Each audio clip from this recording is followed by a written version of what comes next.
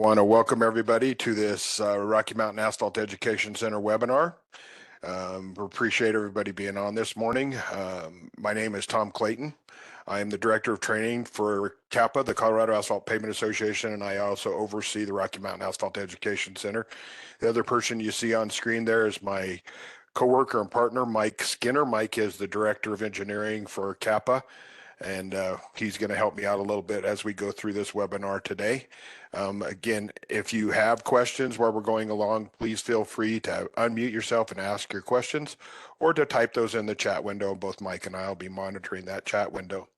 But before we get started, I do want to thank our sponsors that help us along with these webinars, that keep these at no cost to everybody that's on today. And we had nearly 100 people registered for this webinar today. So I want to thank you all and thank these sponsors for helping us to keep the webinars at no cost so we can provide these to people across the country and around the world. So our great partners at the APWA Colorado chapter and our county people at CARS, the Colorado Association of Road Supervisors and Engineers, as well as the municipal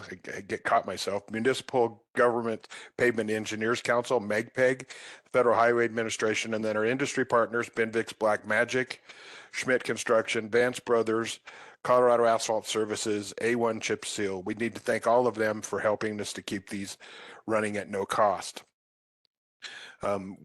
As we get going, this webinar is being recorded. It will be put up on the CAPA website under the RMAEC tab. Hover over that drop-down menu will get you to archived webinars. All of our webinars are recorded and they are placed up on there. There's a link to them up on that page. Within a day or two, it takes a little bit of time for the video to process, and then I can get them put up there. So other than that, we will go ahead and get going. Our webinar today is best practices for sampling and in-place testing of HMA and SMA. So we're going to talk a lot about those things, and we're going to go through those. First, we're going to start with the sampling.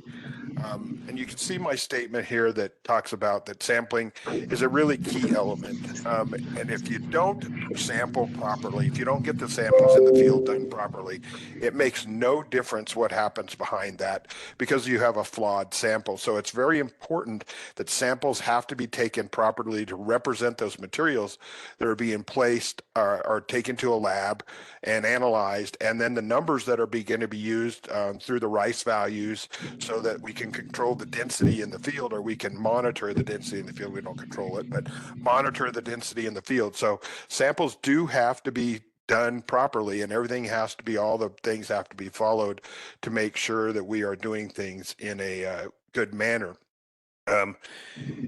Sampling, it's essential, and what I just talked about, we have to do that in what we're doing. We have to sample properly so we know what's going on the grade, and we know we have some idea of what we can expect for longevity of that product as it's going along. This has become a really big issue and a really big mission from the Colorado Association and our members, safety. We have seen far too many accidents, and we have seen far too many people getting hurt out on projects. And I know this isn't just a Colorado issue, this is a nationwide issue, and this is a worldwide issue. We have people driving through construction zones that have just lost their minds. They're not paying attention when they're going through our construction zone. So we really feel it's important, and I put this in here because I do want to emphasize how important it is for people to have their PPE on when they are out in a construction zone. So sampling, statement very simple here at this top, that sampling is one of the most critical steps in the material testing. And it doesn't matter what we're sampling and where we are sampling or when we are sampling. The sampling is critical. As I said in my opening volley there, that, if we don't sample correctly, any of the testing that follows it, yes, we may have the best testers in the world that are doing the follow-up testing, but those tests really are irrelevant because we didn't sample it correctly. We put the flaw in the process at the sampling point. You can see on the screen here that we talk about how we sample. The most common method for sampling, especially in the field, is using a stratified random sampling process. And that process will give us some assurance that the materials being sampled are the same at the point where we're sampling and 100 feet down the road and 100 feet back up the road. We can have some assurance that we have obtained a sample that is going to represent the entire lot. When we start picking and choosing where our samples are taken, we start introducing bias in it. And you may have a person on a project that is biased against the contractor, or somebody that's trying to help the contractor, and they're trying to pick the best spots or the worst spots. So we don't want to do that. We want to pick what would be considered a spot that it's done through the stratified random sampling process, and it is done, doesn't introduce any bias into the product. So what I just talked about, stratified random sampling, if we don't do it, the test may not reflect what we're actually doing. It gives us some assurance that in a lot we create these sublots. So the lot being the day's worth of work, then we're going to create independent sublots within that day. And most of the time we see those as 500-ton sublots, but they can be somewhat less than that. If we have a day where we're going to pave 2,250 tons or 1,750 tons, and we do our randoms at 500 tons, we'll pull one in the first 500, one in the second 500, and then one in the third portion of 500, so that we have enough samples to assure us that we are getting a quality product out on the grade. Some other things that we want to look at is that we're not going to exclude any material from any chance of being selected in that stratified random sampling method. It's a very random method, and where it is where it is. We go and test. Now, are there exceptions to that? Certainly. If a random sampling came up and it was right at the end of a run where they were going to pick up and move, somebody has to make a decision. Do we pick it right here? Do we wait? Do we get it when they take off again? There are things that have to be done, but when we look at stratified random sampling and we say that we're going to get a sample at ton 354, that's what the number came up through our random sampling schedule. Where is ton 354? Well, we know it is in a truck, and that truck is carrying 22.68 tons, and we know it's somewhere in that truck that is being placed. So are we actually going to get it right at ton 354? No, but we're going to get it within that truck so that we do have some knowledge of where it's at. Now, like I just said in the previous statement, if we're at an end of a run, or we're coming to an intersection, or we're coming somewhere and there's still material on that truck, do we take it out of the first part of the load? Do we take it out of the end of the load?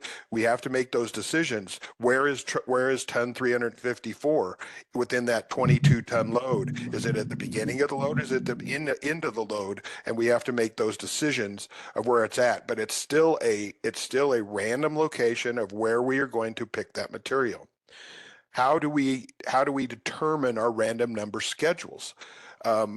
It's the responsibility of the tester, and there are lots of different ways we can do that.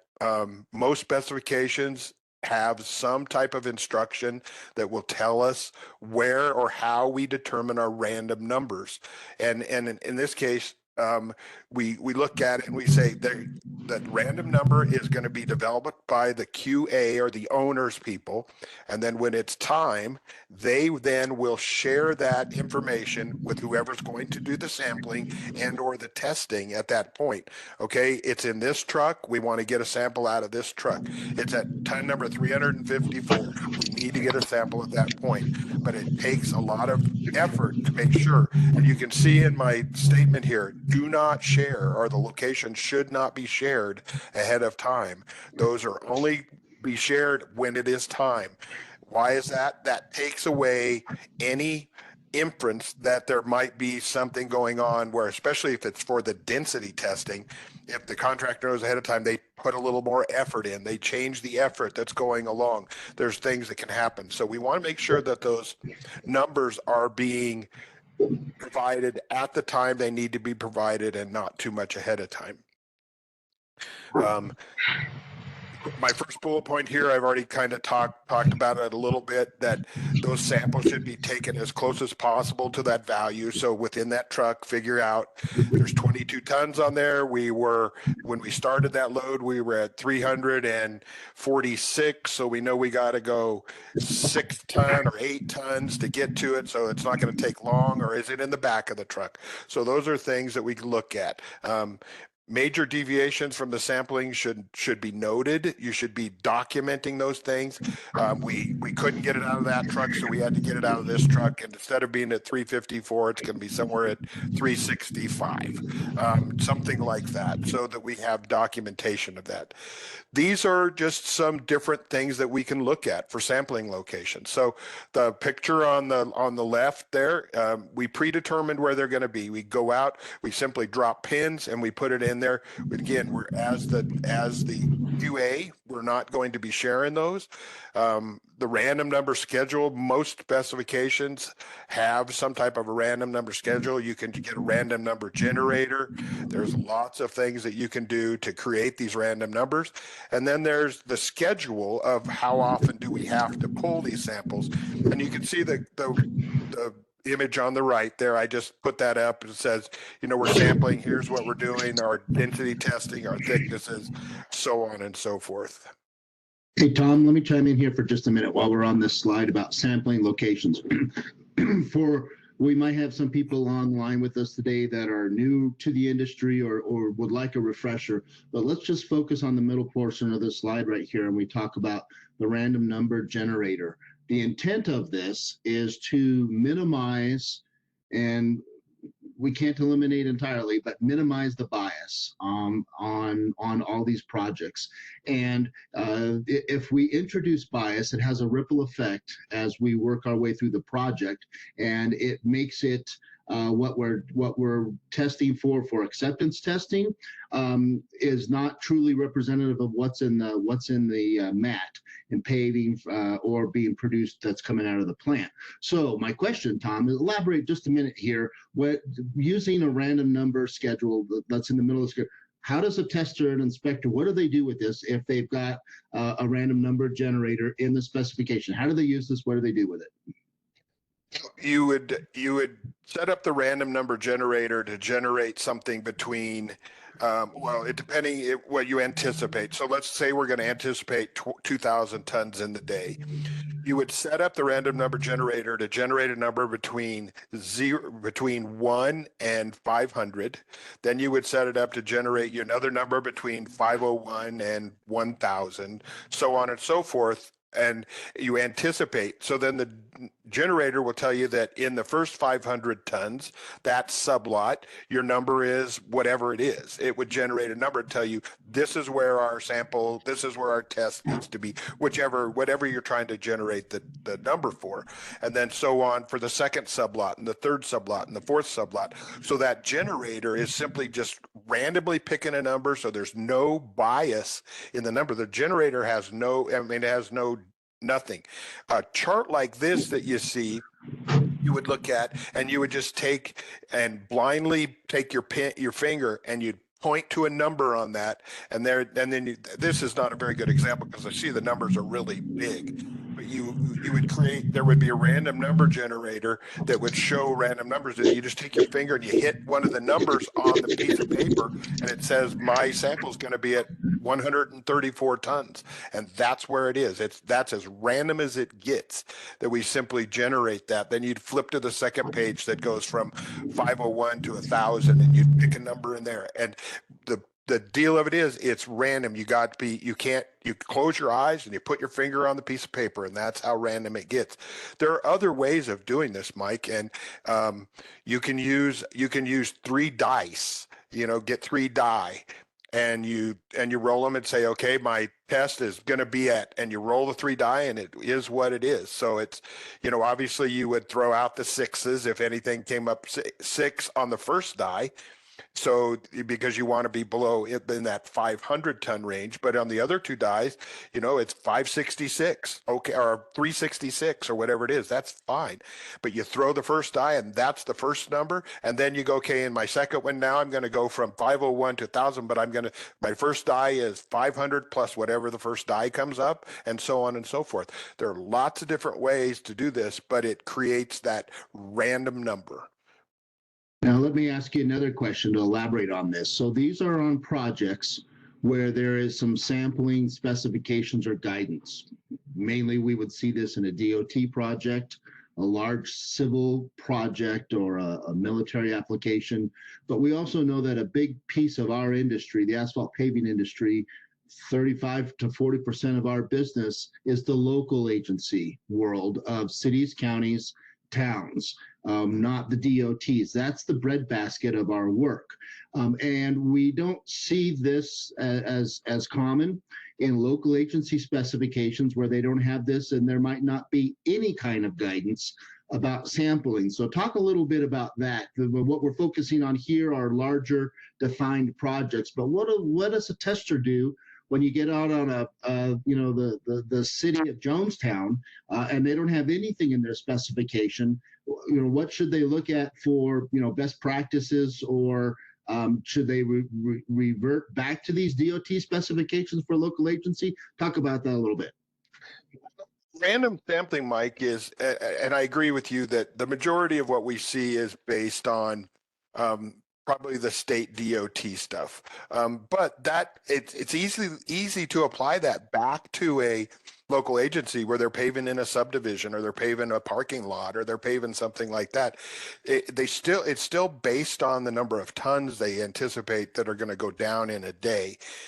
So if they're paving in a subdivision and they say we're going to put down 1,200 tons a day, and depending on what the local agency requirements are, specifications are, how often their testing is, it simply works the same way, where you divide it up into the simple sublots based on the total number of tons.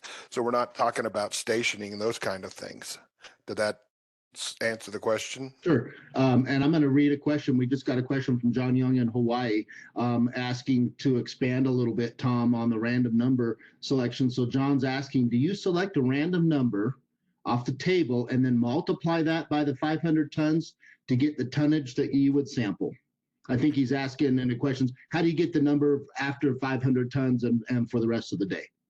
Depending on how you're doing it, there are different methods. So the random number chart in the middle of the table, the middle of the screen there, you pick a number.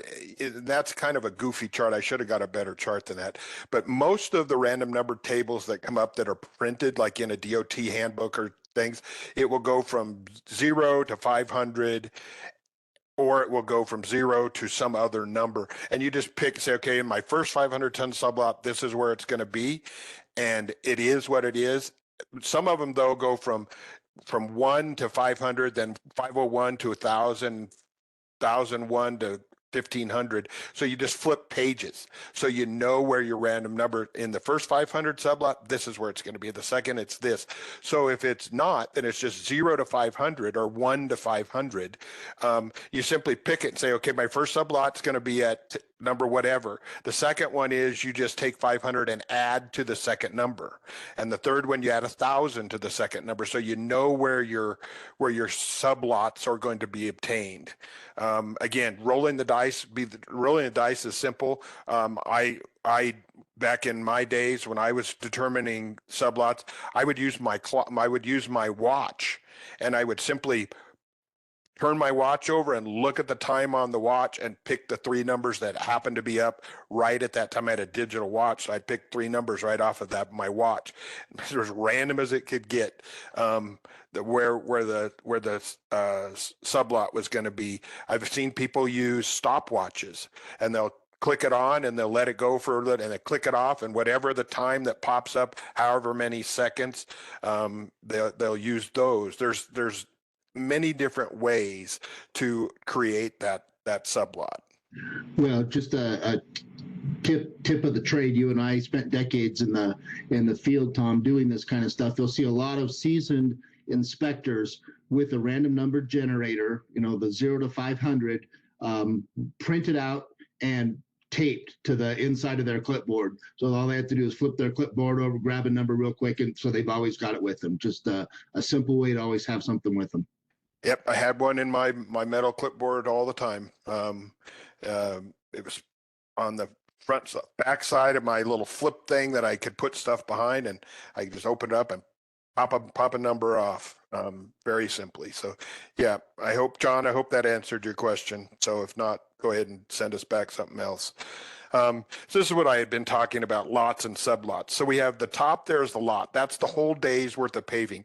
If you're using the ASTM method, they say you have 2,500 tons and you get 5 samples within that 2,500 tons, but the ASTM doesn't divide it into 500-ton sublots. So in this illustration, you see 4 of the samples are going to be taken in the last 1,000 tons of that lot. You had 1 in the very front, then you have 1,500 tons in the middle where there's no testing, which, to me, that's crazy talk. And you can see in our stratified random method, the sublots, we have the sublots here at 500-ton sublots where we can be confident every one of those tests will give us some results.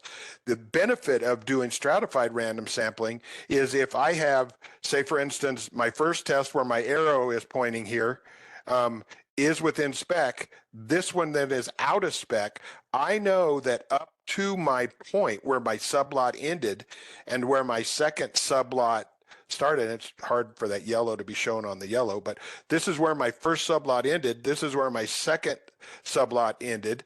And I know that that 500 tons is subject to disincentive, remove and replace, corrective work, whatever it might be, provided that in this sublot here, where my arrow point in the third one, now I'm back in spec, and everything's back in spec. So I've got one that I have to, in this sublot, that I would have to then evaluate with maybe further testing. We're going to go out and we're going to pull another sample out. Was there a flaw in the way it was sampled? Was there a flaw in the testing in the lab? Was it density tests? But that's going to give us a much tighter control, where in this one up here, if this one's in spec and this one's out of spec, we've got a lot of area out here that is subject to incentive or disincentive or remove and replace. So we have to really be careful of what we're doing. So this statement I use all the time, that sampling is equally as important as the testing, and equally as important as the testing of the asphalt paving materials. If we don't sample it right, again, like I said earlier, the testing it's good testing, but it's good testing on bad material. So those are things that we have to look at. They have to be taken accurately to represent what we're doing. In most situations today, the samples are taken by the contractor, and then they're witnessed by someone from the owner's side, whether it be the DOT, the local DOT, the developer, somebody else. We're seeing that. And the reason for that, and that came early, it was when I was out, Mike, as a tester, it used to be the state here in Colorado, the DOT did all the sampling, and there was a project where they did the sampling and the contractor knew they sampled it incorrectly, and the DOT wanted to apply a bunch of disincentive and remove and replace on them, and they fought and fought and fought. And so the DOT came back and said, well, we can fix that. We just won't sample anymore. You guys are going to do the sampling. So, and I know that was many years ago, but that's kind of one of the things across the country that we look at. We have to figure out who's going to sample, where it's going to sample, and who's going to be responsible, who's taking custody of those samples, so that we have a good sample and we have a sample that we can be confident in. We have lots of different places where we sample. We have places where we shouldn't be sampling. So the ones that we look at most often for sampling of asphalt, and I don't have these in the right order. I should have put them in the right order, but the second one, swing arm, that's at the plant. In my opinion, in all of my years in this industry, is that is the best place to sample. It is going to give you the most consistent sample after sample, because you're getting it right out of the silo. When we go out into the field where we're sampling in front of the screed, there's some bias that takes place. The person that's got the shovel in here where you see my arrows pointed. They pick it up. Are they getting all the material? Did some of the material fall off? Did they not get the shovel in and leave fines on the grade? So there's some bias that's in there, and it's not necessarily intentional bias, but there is bias.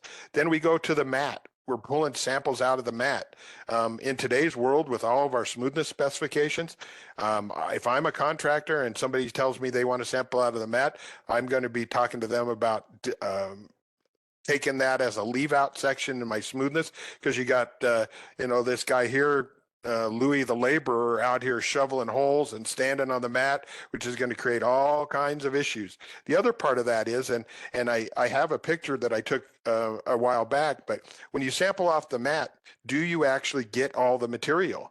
And the simple answer to that question is no, you don't, because there's paving over a tacked surface, and there's a lot of material that sticks to that tack coat. And what is the material that sticks to the tack coat is the fines. And the fines contain the largest percentage of oil in the mat as it's being constructed. So now we come back, and through the lab testing, we find out that our binder content is 0.1% below the allowable variant in the binder content. Let's say it's supposed to be 5.3 and it comes in at 4.9 with a variant of plus or minus 0.3%. So they're at 4.9. So now all of a sudden the contractor's put into a situation where they are going to get nailed, disincentive, remove and replace, whatever it happens to be. But it was simply by the way it was sampled. Well, it was sampled by their people, but it was sampled by their people telling them where they had to sample. So those are things. The last one is we core. And I'm old and crusty, Mike, you know that. A lot of you people that are on here today might know me, but I'm an old crusty guy. But I believe that coring has outlived its life. I think coring is doing more damage to the mat than the benefits of what we get from the cores. We start coring, we're cutting a hole in the mat, we're allowing for moisture penetration and deterioration of the mat simply from the coring, because they're never patched right. And I'm using never as a real word, never patched right. If we were going to patch them right, that means we'd go out and roughen the holes. We would make sure they're perfectly dry. We would rough them, tack them, compact them in using the same methods that we use to compact the rest of the mat. So that's just me. But I believe that coring has outlived its life. People say, yeah, we got to use them for thicknesses. No, there's better ways to do that. But that's a different webinar. We'll talk about that on a different time. Tom, let me jump in here. Go back to that slide for a minute. I'm going to address those topics too. I agree with you completely on coring. Coring has its place. Specifically, if we're talking about forensic investigations, if there's a problem with a mat, or if there's some detailed information we need. But there are better practices for acceptance testing than coring for all those reasons Tom's just listed. Your example of Louis the laborer, we've all been there. We've all done that early on in our career, a long time ago. But Tom really highlighted some of the issues and concerns that can happen with this type of sampling. And not only are we're always focusing on the bias part or the non-representation of the material that's in the mat, but Tom hit a big point right there, and we kind of glossed over it very quickly, was the contractor with the incentives for smoothness and the emphasis that is being placed by the FHWA on DOT work for smoothness. It's a top priority for all DOTs. And just that picture right there of taking a scoop out of the mat, walking across an uncompacted mat to get a sample, how challenging, Tom, is that section going to be right there? Or if it's not marked for remove or a takeout when you're doing the smoothness sampling, what can that do to the smoothness incentive, disincentive from just collecting a sample like that? How impactful can that be? It's going to be very impactful. It will create an area of what we here in Colorado call localized roughness. So it will be picked up by the high-speed profiler. You'll definitely pick it up across that mat. So how bad is it? Well, that's how many people were walking out on the mat? Was it just Louis the laborer, or was there other people there watching what was going on? And how much did they walk across the mat? Did they walk straight off the mat? Did they come in at an angle? I mean, there's all kinds of things that are going to affect how that profiler, how that high-speed profiler reads that mat, and how it affects the overall smoothness. Absolutely. So then I want to focus on your last two methods here. In front of the screen, or we say we're taking that from the mat versus a sample that's being collected during production at the plant. And that's a big question right there. Your DOT, do they allow or mandate production sampling or in-place sampling from the mat? And they both have their pros and cons. But Tom hit on it when he talked about, if you're talking about looking for the most consistency in any sample and minimizing the absolute smallest variation in bias, it's going to be collected at the plant. The swing arm, Tom, give us an example. What does swing arm mean for somebody who might not be familiar with that? But what does that actually mean? How do they collect that sample from the plant? Mike, that's a great question. So if I had video, I could show you actually a video, but I don't. So you see the material that's falling in this picture right here. That's coming out of the bay doors, or from the gob hopper at the bottom of the silo that loads into the truck. The truck is down here. That's the sideboard of the truck. You can see a little bit right here where my arrow's pointing. That's the arm that they have, and there's on the end of the arm they put a 5-gallon bucket, a 5-gallon steel pail. And they swing it out into the middle of that flow, and then they turn the flow on and they allow that material to fall. So we're getting a cut of the material coming out of the silo that is hopefully not been segregated at all, because it's been homogeneous in that silo. And when it falls into that bucket, we're getting a homogeneous sample into that bucket. So then they pull that back, they scrape off the top to get any of the material that had segregated. They scrape it flat, put a lid on it, and take it. And they do that as many times as necessary for the amount of material that they need for the different testing agencies to use.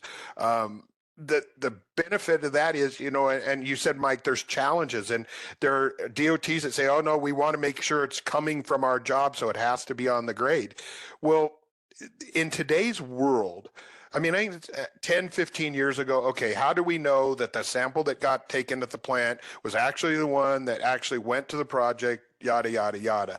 Well, in today's world, many of the contractors have cameras up on their sampling platform. And over here where the swing arm is, there's a gentleman standing over there, and he's standing on a sampling platform. And they have cameras up there that they're watching how the trucks are loaded. They're not put on there to do the sampling and to monitor sampling. They're put on there for the plant operator, the truck loadout operator, that he can watch in the bed of that truck to make sure that, first of all, they don't have an excess amount of a release agent in there, that that the truck is in it, and that when they're loading, that they're loading it properly. So we have cameras already sitting up on many of these facilities where we could simply turn a camera on, record it. It could be done. The other argument is DOT people say, oh, we don't have anybody that we can get to the plant to watch or observe that sampling. Well, here's that. We just turn on a camera, just like we're doing today. I'm sitting here in Morrison, Colorado. Mike, you're in Centennial, Colorado. We got John Young out in Hawaii, and we're all on the same feed. We could do the same thing with our sampling. We turn on the camera, everybody's watching it, and they say, well, how do I know that that's, well, you print a ticket, you slip the ticket inside an envelope, tape it to the top, you put that tamper-proof tape on it, you put the bucket inside of the truck that's coming to the project. It goes out there. When they get there, they unload the sample. It goes to the QA or whoever needs to pick up the bucket out on the project. So we can assure that sample is being taken and being transferred, and the chain of custody is still intact. I agree with you, Tom. Technology today has really evolved to allow the integrity of the sampling really not to come into question anymore, unless it's um, deliberate. But so then that's going to take me to your last sampling procedure there on the left is sampling at grade, and the DOTs that will maybe mandate you have to do that. Here in Colorado, our DOT allows for both. And it's done by project, region by region, but they do allow for either collection of samples at the plant or collection of samples at grade.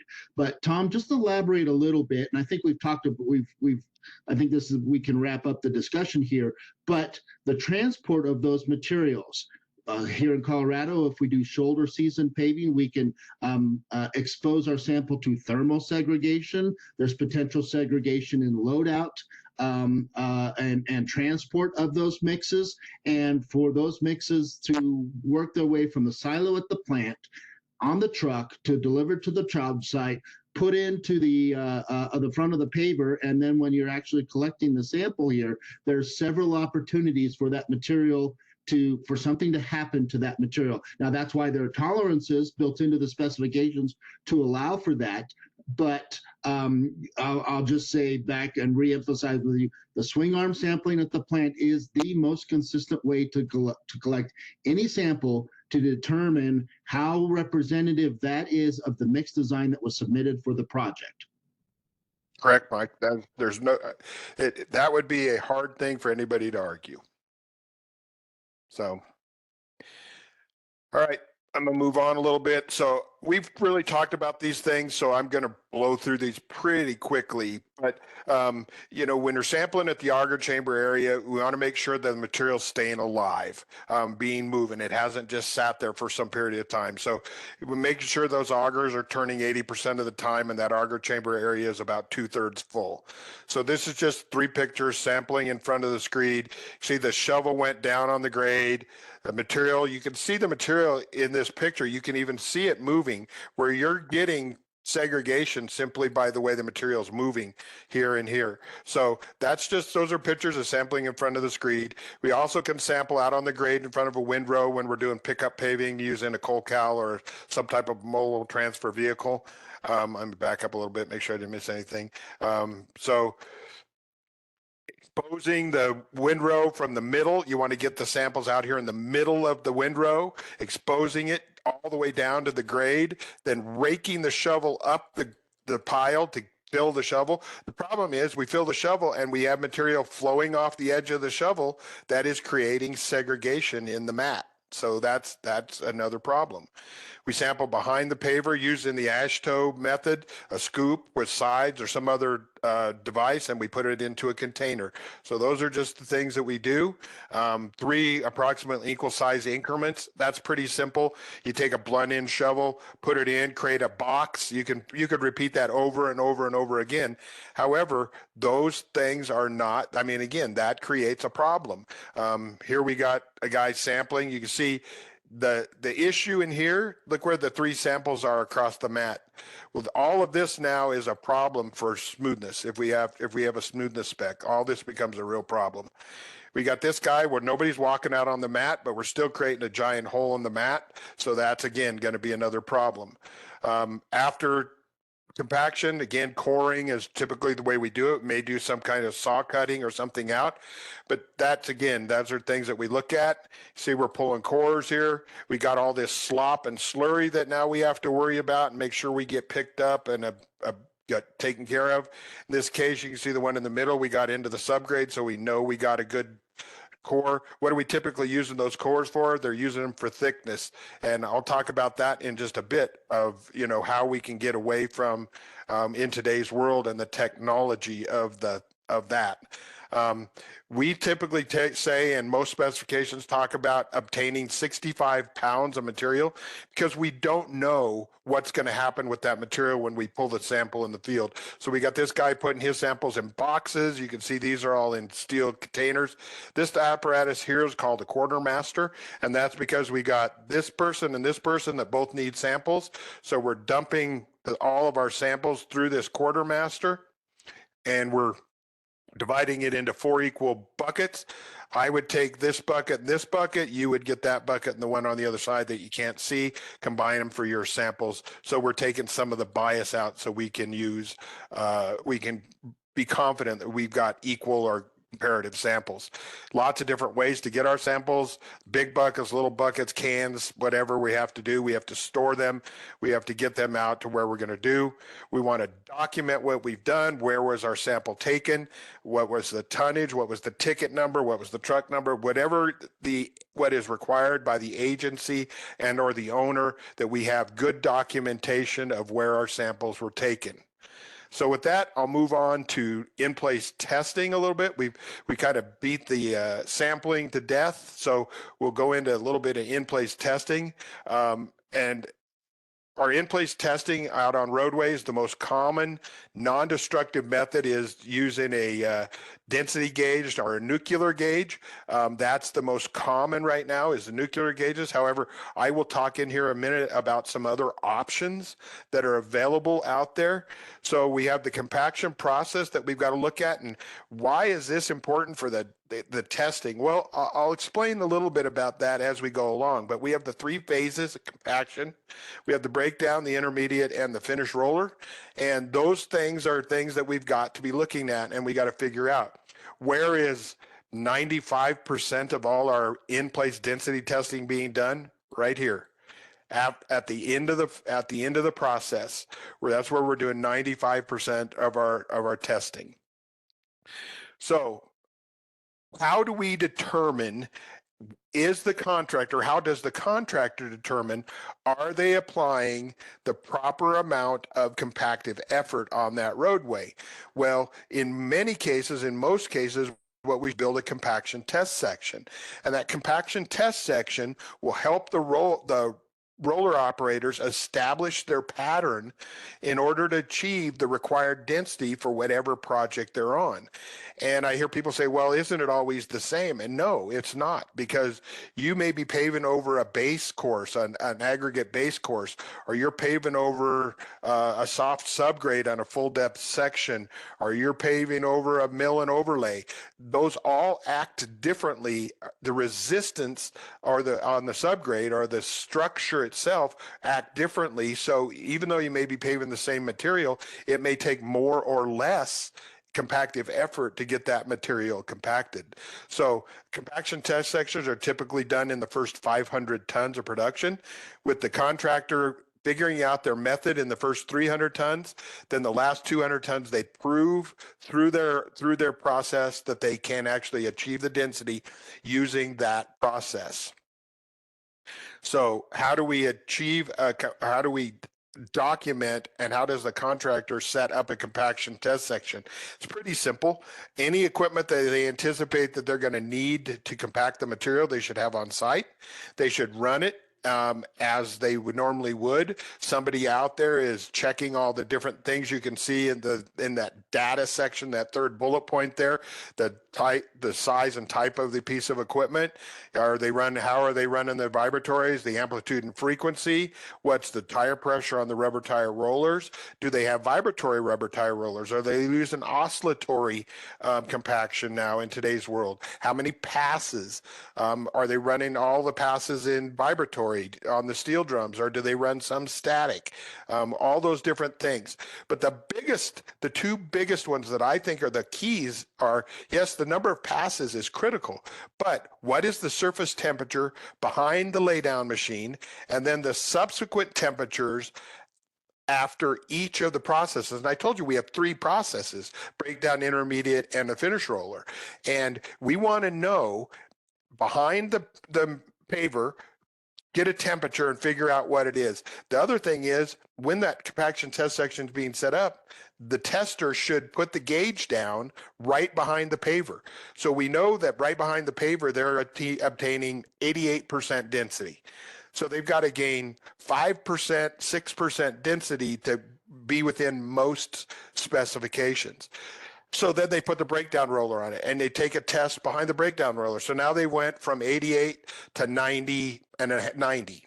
Okay, so they gained 2% density during the breakdown. Then they put the rubber tire roller on it. It goes from 90 to 93.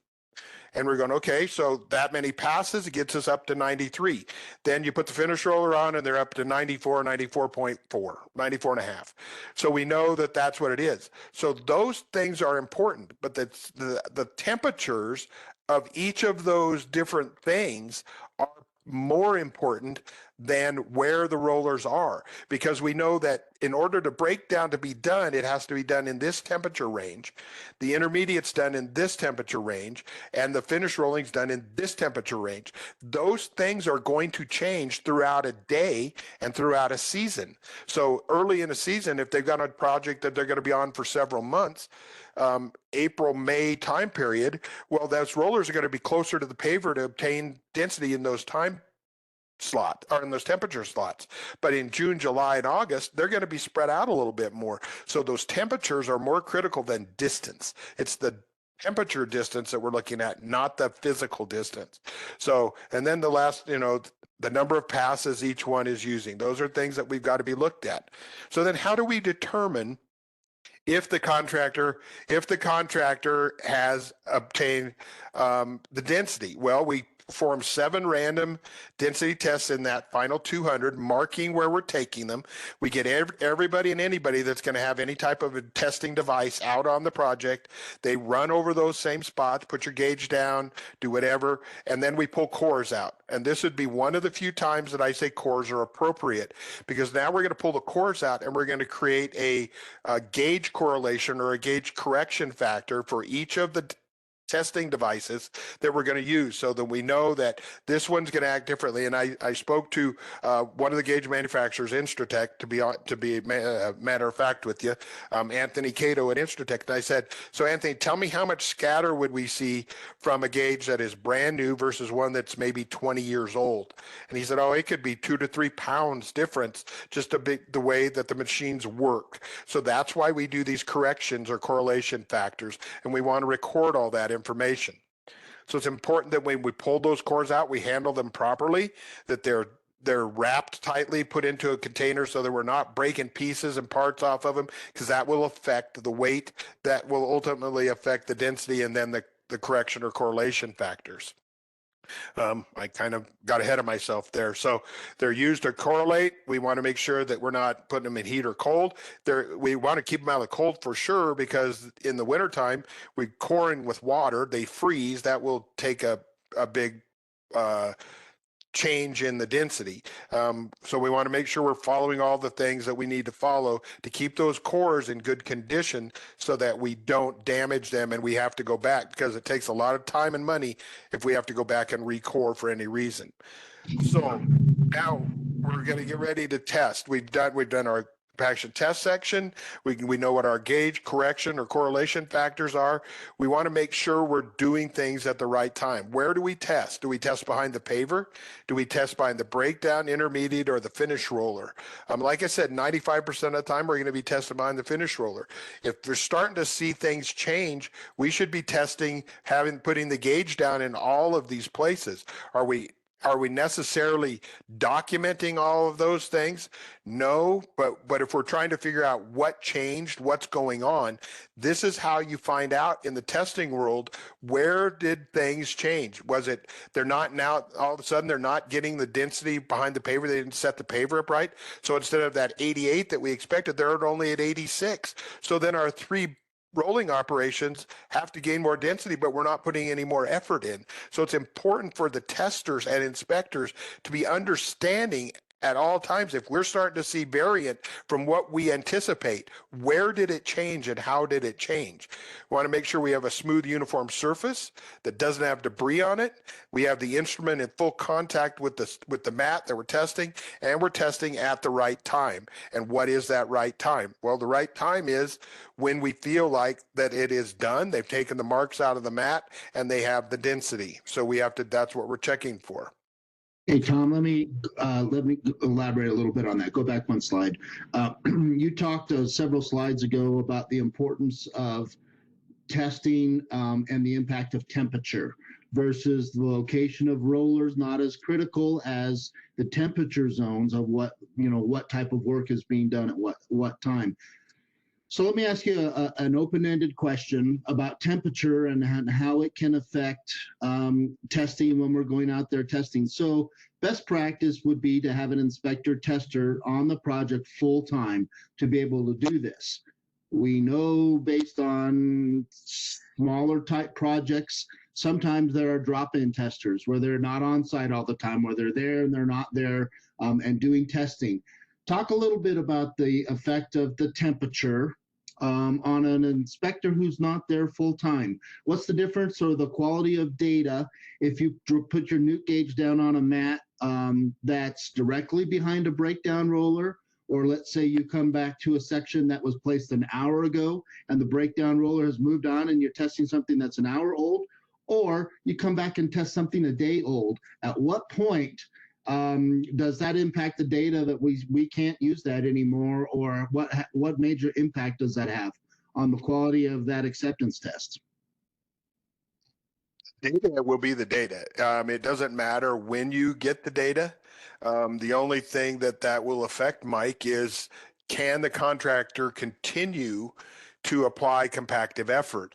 So once the material has reached its set point, and we generally use that as between 180 and 160 degrees temperature, it has reached its set point, meaning that the binder goes from being a liquid or a lubricating fluid to a solid, and we can put additional compactive effort onto a mat a day later.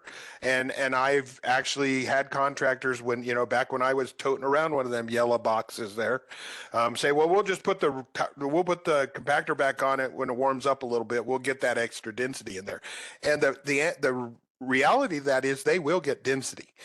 They put enough effort, put enough energy into it. The density will come, but at what cost? Then we start breaking apart the interlocking bonds and it becomes a gravel road. I mean, it doesn't look like it right away, but within, depending on the traffic levels and the weathering conditions, within a year or so, you're going to start seeing things starting to ravel out. So temperatures are critical when you are working in an area where the contractor is running on the razor's edge.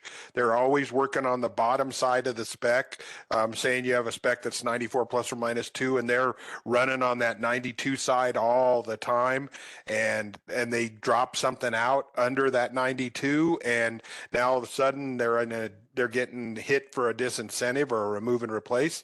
Well, we'll just put the compactors back on. Well, that doesn't work. So that's important to understand, and that the testers are working with the contractor, that they don't get into that situation.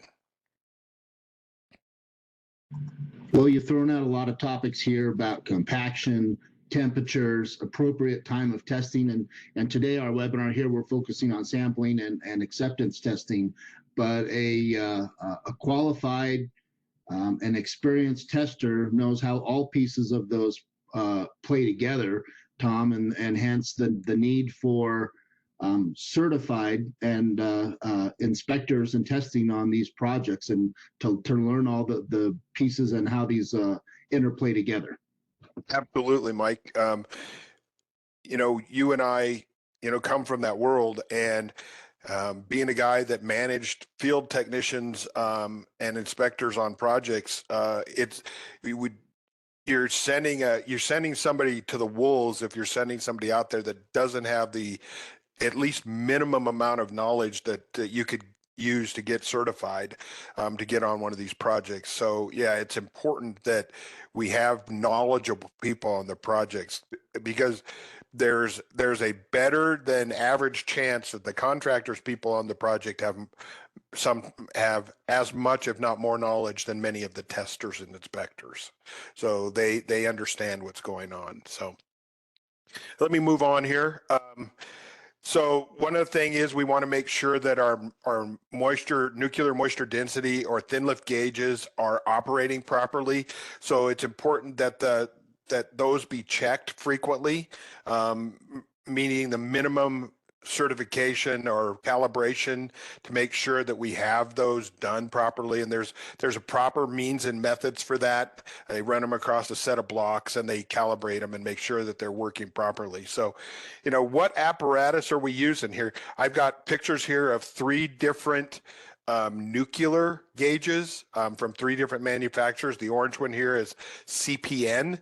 This is the middle one is Instratech. This is Troxler, but those are all nuclear type gauges, and you can see them. They're all sitting on their standard or reference blocks. So every day you'd want to make sure that that's being done. We'll talk about that. So how do we make sure the gauge is prepared?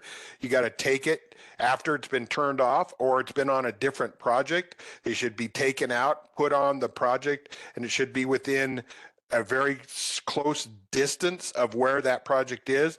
Take it out, put it across the reference block or the standard block, run a background count because the background will change from point to point, place to place, across the city or across an island. We want to make sure that we've got good background, that we're not picking up things in the background that will affect the gauge. So we want to make sure that gauge is properly done. This is just simply quick, dirty test that you got to let it warm up, make sure it's stable, get all the tubes and everything within the gauges warmed up. CPNs don't take as long. That's just like 1 minute to stabilize, where the Troxlers and Instratechs take 20 minutes. Check it on that standard block, running it through following the procedures, getting it through the standard block. These are things that are critical, and I see this all the time where people will take their gauge out and they'll run their standardizations right next to their pickup, or fairly within close range of other objects.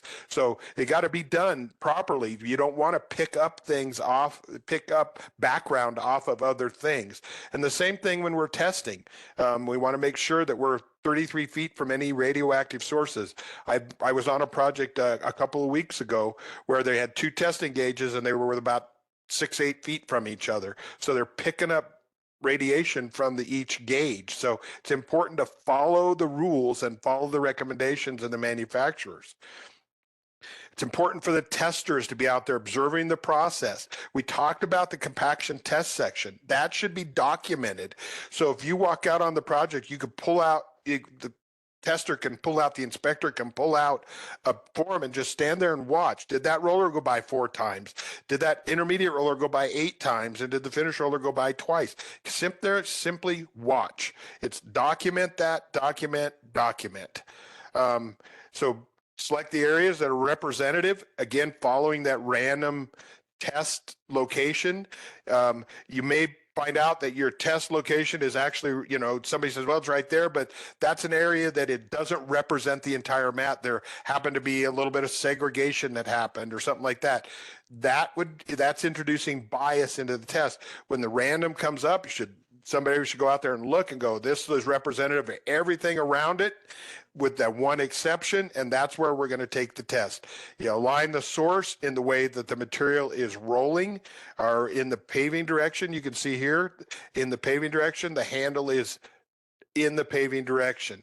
Want to make sure that we are getting plenty of test data. That gauge can take a test every minute. So you can take one, you can take another, you can take another, you can take another. There's lots of ways to test and to get that data. Selecting the right equipment. Again, the Instratech, the CPN, and the Troxler gauge, selecting the right location. Again, making sure that it is a location that is relevant. Get your standard counts. Make sure we're testing free of debris. Again, full contact and at the right time. So this is what I was going to talk about. We are now in an age where we are starting to move away from nuclear gauges, not totally, but we're starting to see a move to the non-nuclear options. This one happens to be Instratech's. This happens to be Troxler's. This is by a company called Transtech, but these are all non-nuclear. They work off electromagnetic energy. Then you have this one that is made by a company called Earthwave Technologies, and this one is made by a company called GSSI. That head right there that I'm pointing to, that green head that looks like that, and these do they're multi-function tools. And what these do on this one, this is called the PaveScan RDM, and this is Earthwave Technologies. But you can see it's on a little cart. These are on little carts, and they push them up and down the mat. And these three heads are reading the material in the mat. This guy up here, these two guys are looking at the data that's being collected, and here it's the data being collected. But what they're doing is they're collecting data, and it's giving you relative density, it's giving you thickness, and it's giving you GPS coordinates on the mat continually. So if you're paving a 12-foot wide pass like this road here, they go down one pat, turn around, come back, and go down. They get a full picture of the entire 12-foot pass. It will tell them the thickness of the mat using ground penetrating radar technology. The GPS on the unit tells them where they're at, and then it's also giving them the relative density of the material that has been placed. The no nukes are, they work very similarly to the nuclear gauges. There are some things, the Transtech, you have to do a pattern of 5, a star pattern. The no nukes are basically the same as the nuke gauges. So there's technology out there that is changing. And we talked about the coring and why I said that I believe that coring has outlived its life. It's because of things like this, ground penetrating radar. And it doesn't have to be the PaveScan RDM or the Earthwave Technologies. There are also ground penetrating radar that are set up on a lot of vans that are out there collecting pavement data today. Mike, we could probably talk about that a little bit, but I mean, you came from that world a while back, but they have the vans that drive around and they're doing pavement condition index or PCI, and a lot of them have ground penetrating radar on them that can tell you what the thickness of the pavement is. Well, technology has certainly changed this side of our industry in the last decade and a half, Tom. But our industry is also known for being slow to adapt innovation and change. I heard Audrey Copeland, she's the president of NAPA, or the National Asphalt Pavement Association, a couple of years ago, speak at a conference. She said, unfortunately, in our industry, the asphalt paving industry, 20 years is our timeline for innovation. That's almost embarrassing to use those two terms together, 20 years and innovative. It just, it doesn't sync up. But let me ask you, Tom, you're out in the field all the time. We're in the construction season now here in Colorado.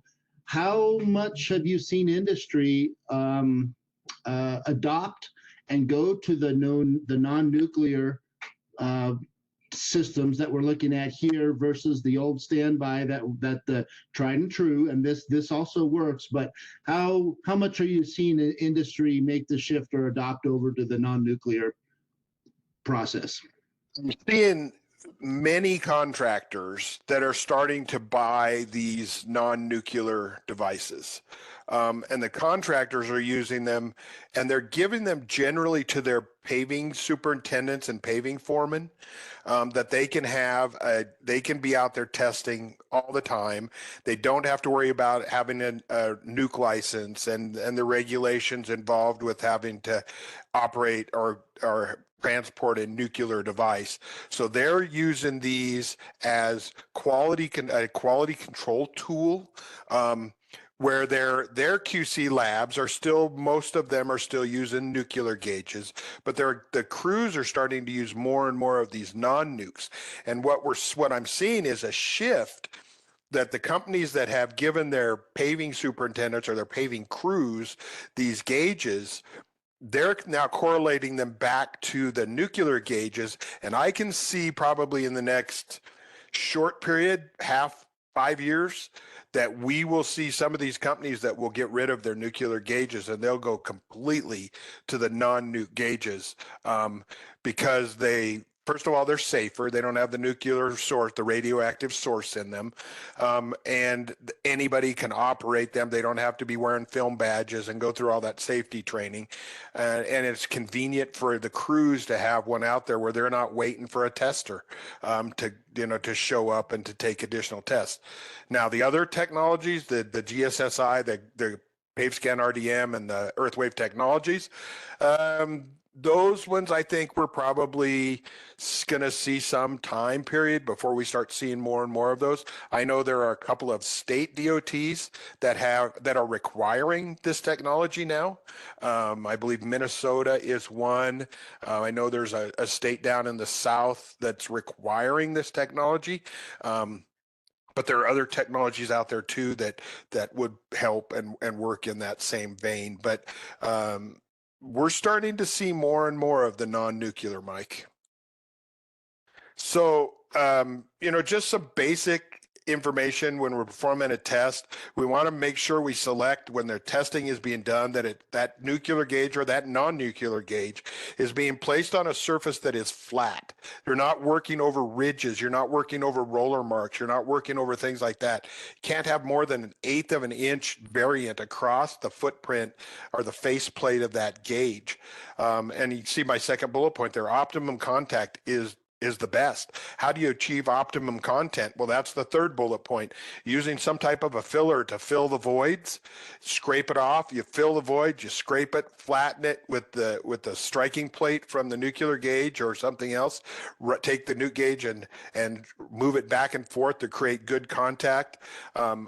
I'm going to show my age, but back in the 1970s, when I first started testing, there was a requirement, and it was in all the manufacturers' documentation that said if you were testing on asphalt, you had to put water or silica sand down in order to get an accurate test. And over time, that has somehow fallen off to where we don't see that very often anymore. And I tell people when I'm doing training or I'm working through the certification courses that they should be testing, if they want to get the most accurate test, get as close to that steel drum roller as you can while they're putting down water, and you're testing right while that water is still sitting on the mat. So I see a couple of questions have come in, Mike. I'm going to go ahead and jump on a couple of these. It says immediately after construction of the asphalt layer surface irregularities happening, how do we reduce the surface irregularities? And I think I just talked about that by using some type of a filler on that mat. So using water or sand, or you can actually even use some native fines, but that's not the recommended thing. Silica sand, because we have a very consistent, it's about 100 pounds per cubic foot, so we can really control what's going on with it. John Young chimed in and says, happy bought. No, Hawaii DOT bought a PaveScan RDM, and they're evaluating the use. So John, I will be reaching out to you. You can fly me over and we can go out and look at that. We can come over and take a peek at what Hawaii DOT is doing over there. Another question, what are the precautions needed to take to minimize the surface irregularities? Well, the precautions are simple. The contractor has to be doing a good job of finish rolling. If you're testing behind the breakdown or the intermediate roller, it's important that the tester understand the process. They're always putting the gauge in line with the way the rollers are moving with the source pointed forward and the paving direction, and then use filler as necessary, whether it be water or sand. So John's going to fly us over, Mike. That's pretty good. He just said he's going to fly us over to Hawaii. When we're doing the calculations with the nuclear gauge, wet densities are used. I was out on a project and somebody was trying to apply dry density and it's like, well, all of a sudden you're getting 82% compaction because you're applying the dry density. So again, the second bullet point, understand what the correction or correlation factor is and apply that correlation factor. The company that I used to work for, we didn't always have compaction test sections on every project. They were paving subdivision to subdivision to subdivision, and we knew pretty much what the correction factor on most of our gauges were. So we would tell our technicians that used a 2-pound standard correction factor unless we have an a correction factor for that particular project. And we found that that 2 pounds on the gauges that company had, it was pretty accurate. So we had a pretty good run at it. So then getting the density, you divide the wet density by the lab max or the rice value times 62.4 in Colorado we use, but everywhere else in the world 62.24, the weight of water, a cubic foot of water. So verify those results, report those results. The third bullet point, do you have tests that are flyers? You're testing along and everything's 92, 93, 92, 93, 93, 92, 89, 82, 92, 92. That 89, is that reality or is that a flyer? You have everything that's so consistent, and then you have that one that just simply goes out. You've got to be careful. The way I encourage people is to plot tests onto a graph. Simple way to do that is to create an Excel spreadsheet, create a table, create a graph that's tied to the table so you can watch the movement of the tests to see, are they staying consistent? Or are we seeing lots of peaks and valleys that we got to be looking at? How do you report tests? And this is different depending on areas, depending on DOTs, depending on developers, depending on whatever, whether it be state, city, or local DOTs. Some say we report to the nearest whole pound. Some say you report whatever is on the gauge. So whatever it works out to, is it 91.6? Do we round to 92? One of the things that we do know, and nuclear gauges are fairly new technology. Mike, you and I were talking about this recently. Nuclear gauges are fairly new technology. They've only been around for 60 years. So we know that there is some inaccuracy in the nuke gauge, but the inaccuracy is in the surface at which we are testing on. Does it have a lot of voids? Does it have a minimum amount of voids? So is a 91.6, do we round to the nearest whole pound? And my opinion in that is we should round to the nearest whole number. And we shouldn't be reporting mid numbers. We should be rounding to the nearest whole number. Now, Tom, we could probably do a whole hour on this, but as we're wrapping up our day here, and I think we're probably close to the end here, let me ask you, elaborate on bullet point number 3 there. This is a big issue on a project for inspectors and contractors and owners. What do you do when you have a flyer, something that's too high or something that's too low that doesn't pass? With a density gauge that we're testing. Now, we work in an engineered industry. Asphalt is an engineered product. Quality of construction is always our number one goal on a project.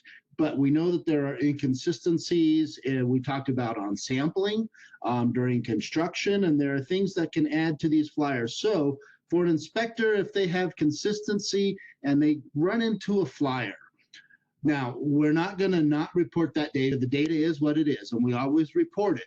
But what do we do? What options does an inspector have when they put their nuke gauge down and it says 90%?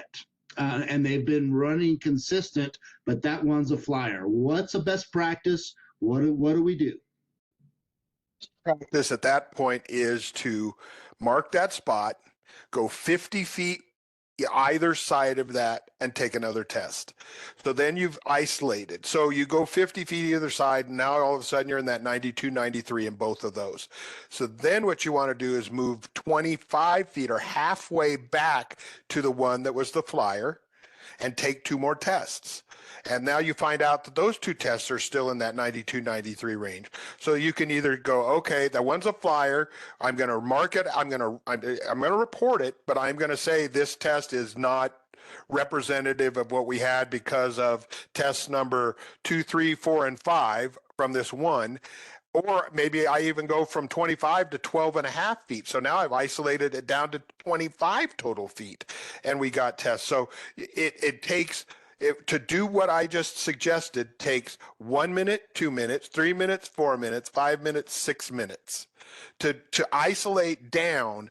Was that reality, or was that simply a testing anomaly? And it's very simple to do, and it's very easy to do.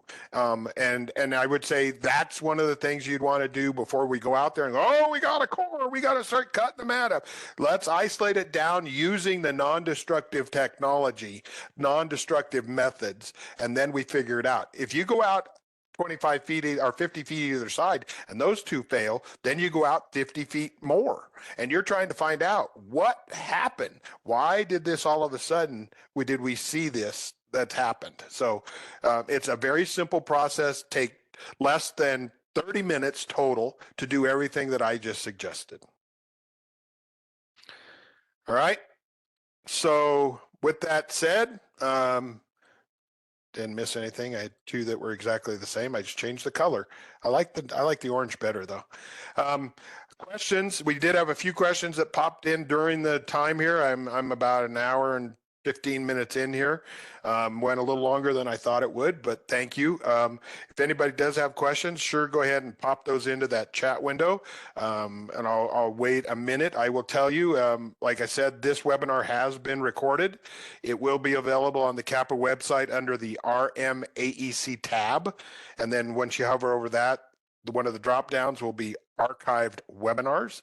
So you're more than welcome to go look at this webinar or any others that we have done. There's about 3 years worth of webinars sitting up there, I want to say right now. So you can go out and look at them. With not seeing any questions pop in, we'll just go ahead and continue on. Again, I want to thank our sponsors. Thank you very much to all of our great sponsors that help us to keep these webinars at no cost. Mike, I want to thank you for being on and helping me today. Appreciate those questions. Everybody that was online, I appreciate all your time and the questions that were popped in. Hopefully we gave you some good information today that you can use. If anybody does have any questions, they would like to reach out to me or my partner, Mike. You can reach us through the CAPA website. I'm Tom Clayton at co-asphalt.com. Mike is Mike Skinner at co-asphalt.com. So we're more than willing to help out at any time. So watch in the future. Our next webinar will be led by my partner there, Mike Skinner, with Joseph Shakat from Napa and Dylan Holliger from a company called Balanced Engineering. And that's going to be on EPDs and the fun of EPDs in the asphalt paving world. So Mike just got a grin on his face when I said the fun. Thank you very much, everybody, for being on. We really appreciate it. We look forward to seeing you at another webinar soon. Have a great day and be safe. Yeah.